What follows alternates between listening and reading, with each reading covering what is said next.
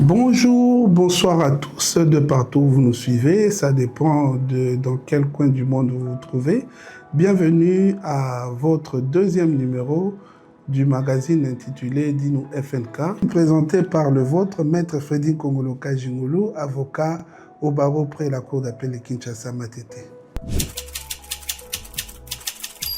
La différence entre la révision et le changement de la Constitution réside fondamentalement dans l'impact du bouleversement que ce changement peut apporter sur la Constitution existante et sur l'ordre constitutionnel et institutionnel existant. En réalité, la révision constitutionnelle peut abroger, peut réviser, peut compléter la Constitution existante, mais sans changer totalement, sans bouleverser totalement l'ordre constitutionnel existant. Alors que le changement constitutionnel porte sur un changement profond et total de l'ordre constitutionnel. En cela, la révision constitutionnelle est une modification partielle qui modifie, qui complète, qui abroge une partie de la Constitution existante. Alors que le changement constitutionnel est un bouleversement total, un changement total de l'ordre constitutionnel. À l'état actuel de la Constitution de notre pays, la Constitution ne parle que de la révision constitutionnelle. Et cela ne veut pas dire que dans l'idée émise par les législateurs de 2006 et de 2011, il n'y avait pas la pensée de changer la Constitution. Le terme qui est employé par l'article 218 de la Constitution de la République démocratique du Congo de 2006, tel que modifié en 2011, est la révision. Malheureusement, nous pensons même que c'est l'une des raisons pour lesquelles cette actuelle constitution doit être, j'allais dire, modifiée pour éluder certaines zones d'ombre, notamment liées à la question de la réforme constitutionnelle. Au lieu de parler de la révision constitutionnelle, j'aurais voulu que le législateur parlât de la réforme constitutionnelle. Pourquoi de la réforme constitutionnelle? Parce que dans la réforme constitutionnelle, il y a l'idée de la révision, mais il y a également l'idée du changement constitutionnel. À ce titre, l'on peut retenir que l'expression révision constitutionnelle employée par le législateur n'exclut pas le changement de la Constitution. Et c'est de là que vient tout le débat aujourd'hui autour du changement ou de la révision de la Constitution que nous avons aujourd'hui.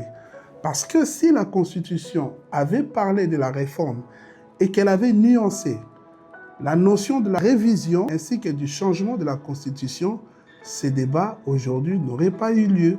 Nous pensons donc, dans l'état actuel de notre Constitution, il faut entendre par révision constitutionnelle tout changement, qu'il soit partiel ou total.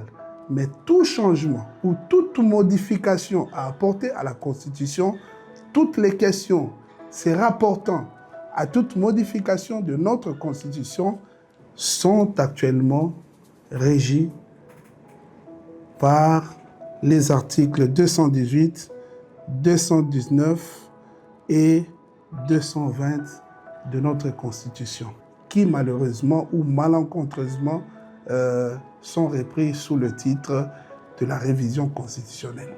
Le président en exercice,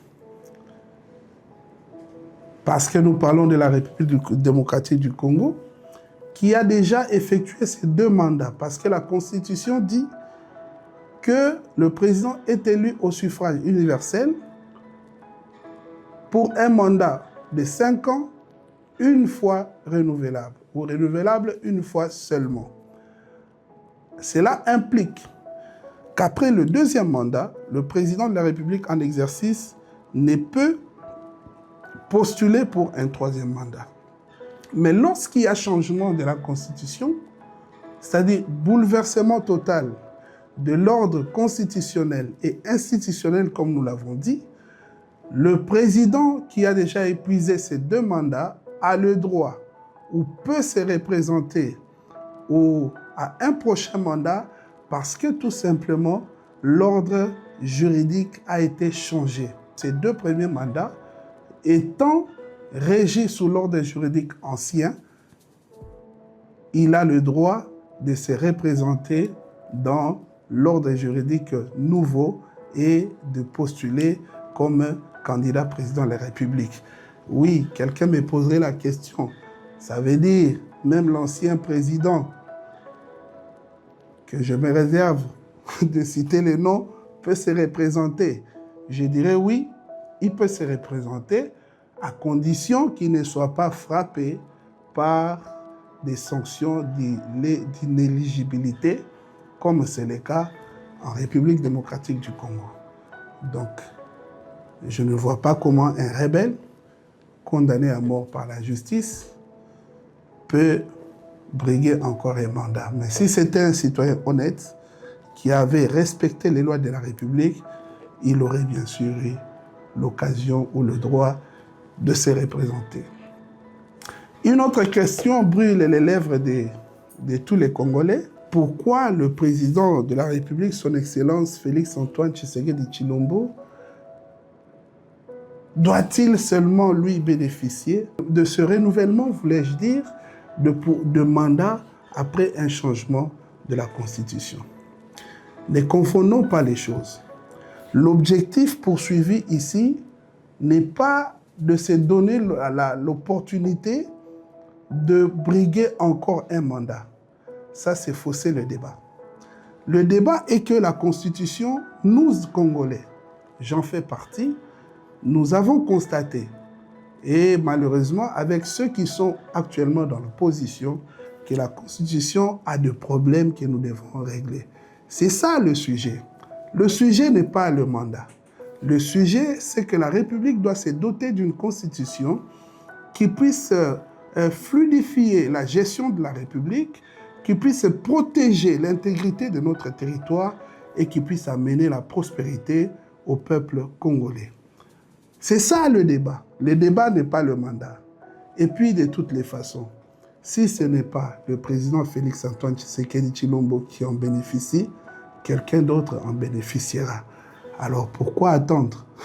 Changeons les choses alors que nous pouvons les changer afin de donner un outil à l'État congolais qui puisse l'amener au développement, qui puisse l'amener à sécuriser ses frontières, qui puisse l'amener à la prospérité comme nous le chantons dans l'hymne national. Vous avez suivi le 2e numéro de notre magazine intitulé Dis-nous FNK, présenté par Maître Fredin Kongolo Kajingulu, avocat après la Cour d'appel de Kinshasa Matete. Ce magazine a été produit par Aigle Royal Event and Prod. Au prochain numéro, au revoir.